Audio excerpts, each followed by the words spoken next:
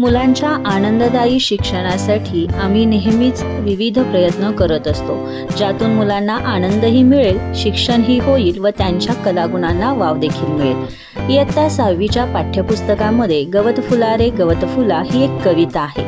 त्या अंतर्गत मुलांचा अगदी आवडतीचा हा पतंग तयार करण्याचा उपक्रम आम्ही घेतला.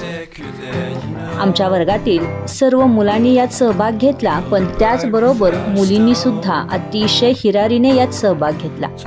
आमचे सगळे विद्यार्थी पतंग तयार करण्यामध्ये मग्न झाले.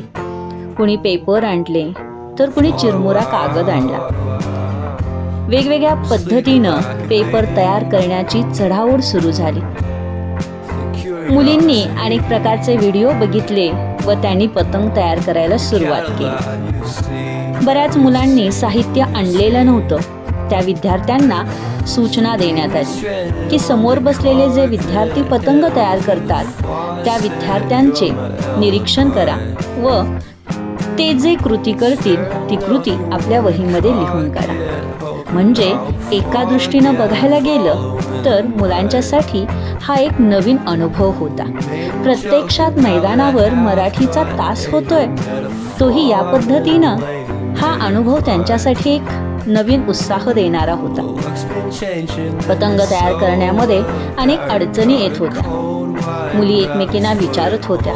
कुणाला जमत होतं तर कुणाला जमत नव्हतं, पण मी पतंग तयार करते ही भावना त्यांच्यासाठी आनंदमय होती.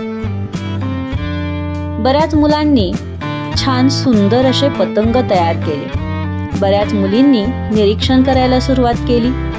अगदी समोर बसलेल्या विद्यार्थ्यांच्या बारीक कृती त्या वहीमध्ये नोंदवत होत्या. इथं आमचे विद्यार्थी अगदी मित्राला सहकार्य करण्यामध्ये गुंतलेले होते. विविध विषयांसाठी मी असे उपक्रम नेहमीच घेत असते व मुलांना कृतीयुक्त शिक्षणाचा आनंद देखील देत असते. मी घेतलेला आहे हा यशस्वी प्रयोग. तुम्ही सुद्धा करू शकता तुमच्या विषयासाठी. चॅनलमध्ये नवीन असाल तर सबस्क्राईब करा, शेअर करा, लाईक करा, कमेंट करा.